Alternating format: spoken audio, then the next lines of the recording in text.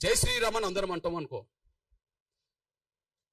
రాముడి గొప్ప లక్షణాలు ఆయన పరిపాలన ద్వారా తెలిసినాయి కదా ఎక్కువ.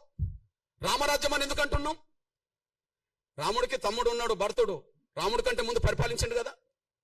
రాముడు అయోధ్యకు వచ్చినప్పుడు తండ్రి మాటకు, సవతి తల్లి మాటకు, పినతల్లి మాటకు కట్టుబడి ఉండి రాముడు అడవికి వచ్చాడు కదా సీతను, శ్రీమతి గారిని పట్టుకొని, తమ్ముడిని పట్టుకొని. అప్పుడు ఎవరు పరిపాలించిండ్రు? ఎవరు పరిపాలించరు కదా. మరి ఆయన పరిపాలించడు, రాముడు పరిపాలించడు.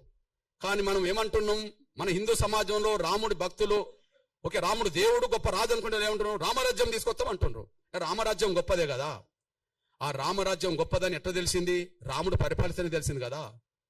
మరి రాముడు అయోధ్య నుండి వస్తే, ఆ అడవి నుండి వచ్చినాకనే పరిపాలించండు కదా. అడవికి వెళ్ళక ముందు రాజు కాదు కదా. అడవికి వెళ్ళక ముందు రాజు కాదు కదా. అడవికి వెళ్ళి వచ్చినాకనే రాజు కదా. మరి అడవికి వెళ్ళి అడవి నుంచి మళ్ళీ ఉట్టికనే వచ్చాడా? యుద్ధం చేయలేదా?